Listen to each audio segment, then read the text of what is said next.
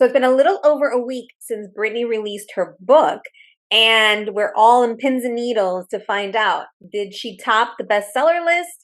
How many copies did she sell? Well, let's dive in and learn more. Hi everyone, Alexandra here, and I'm a visibility strategist, and I work with entrepreneurs, creators, and YouTubers who want to grow their visibility and monetize their brand. And part of that is sharing your message in a bigger way, impacting more people with your story, with your voice. And I love sharing stories of personal brands like public figures, celebrities who are making a splash and what we can learn from their experiences. So Britney Spears released her book last Tuesday, the 24th. But even before that, she was topping the Amazon bestseller list because she did pre-sales.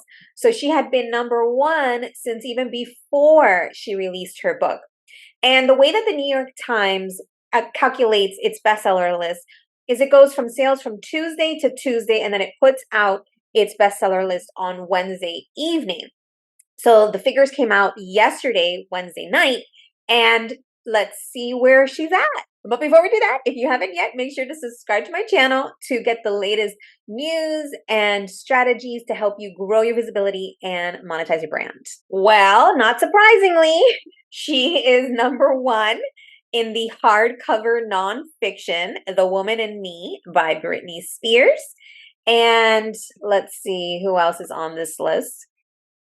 Rachel Maddow's book was number one last week, so still on the list. Romney is new this week, If You Would Have Told Me by John Stamos.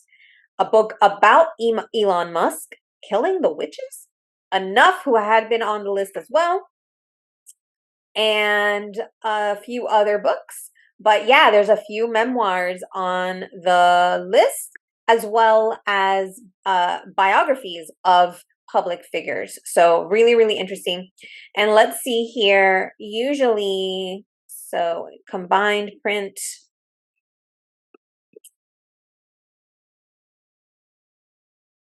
Yeah, so she's number one. Britney's number one in combined print and ebook nonfiction, as well as in the hardcover. Let's see. Yep. In hardcover, she's number one as well. And let's see who's number one in paperback.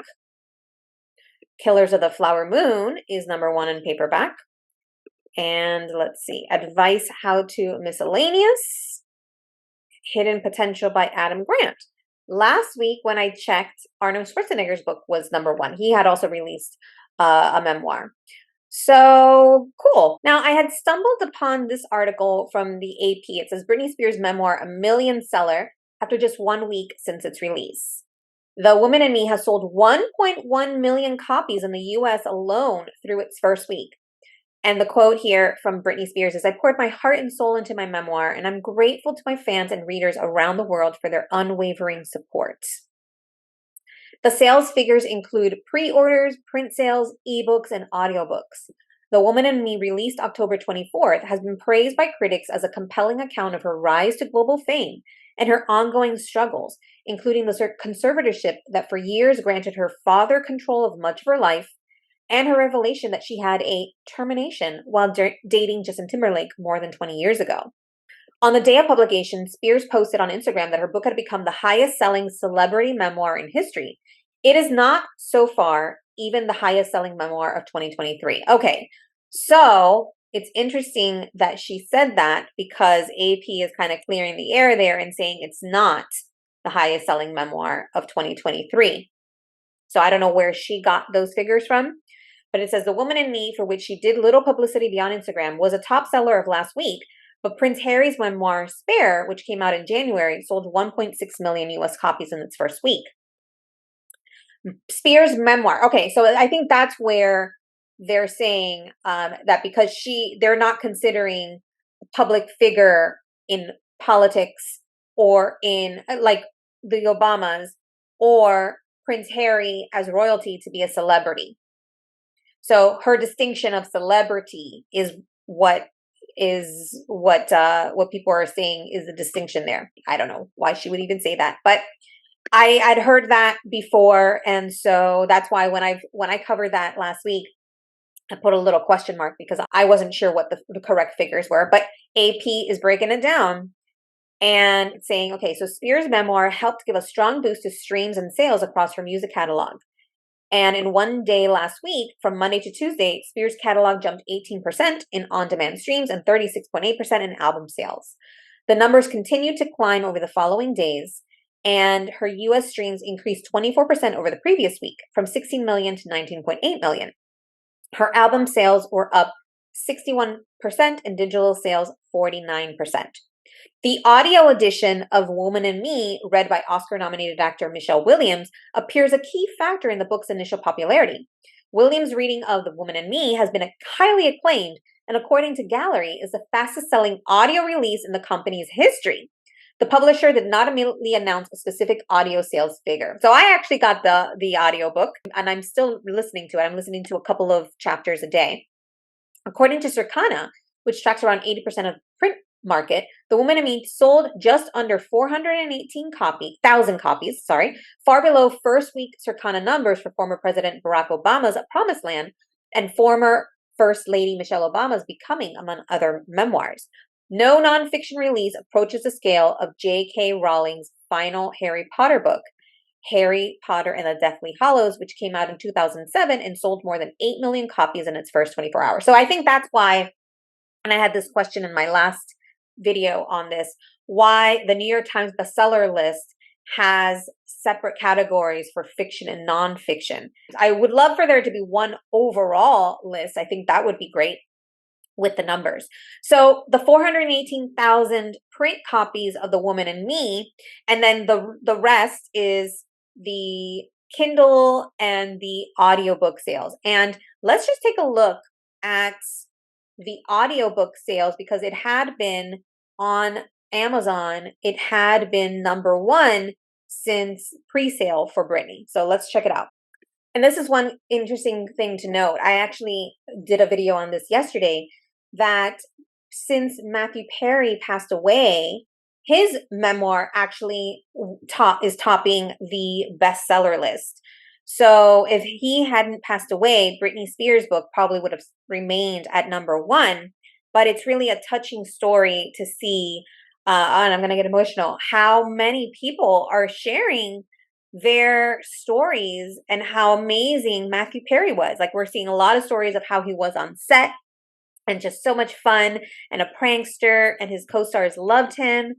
And, and of course, that how he wanted to be remembered, which is that he supported recovering addicts. He walked with them. He went to meetings with them. He held their hand. And he even started at one point the Perry house at his house. He opened it up to recovering addicts, men, I believe. So really fascinating, and things I didn't really know about him are coming out after he passed away. So really touching story. But let's focus on Britney here for a second, and let's look at her audiobook, and let's check audiobook sales and see how they're all doing. Okay, so she's still number one in audiobooks overall.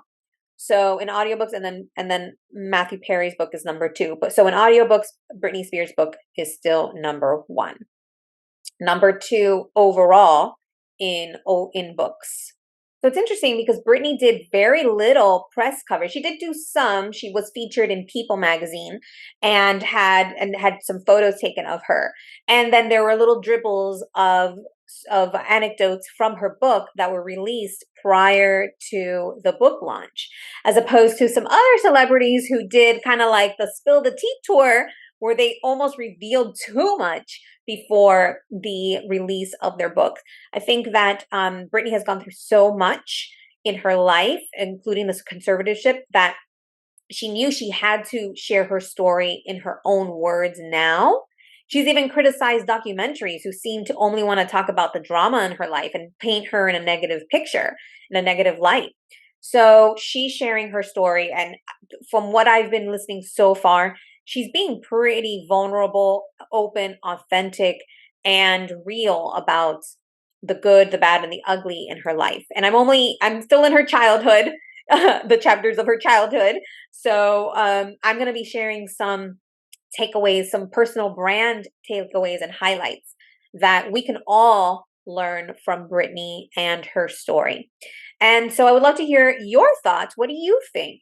What do you have? Did you get the book? What are your takeaways from reading or listening to her story? And what are your takeaways from how she's handling all of this press coverage, media coverage, and even the book sales itself? All right, I'd love to hear from you. And if you like this video, if you learned something new, please hit the thumbs up. And if you haven't yet, please subscribe to my channel for the latest news and strategies to help you grow your visibility and monetize your brand. And remember, now is your time to be boldly seen and heard. All right, everyone, bye for now. For more help growing your visibility and monetizing your brand, go to alexanderfigueredo.com. And if you like this video, don't forget to like, subscribe, and hit the bell for notifications. Thank you.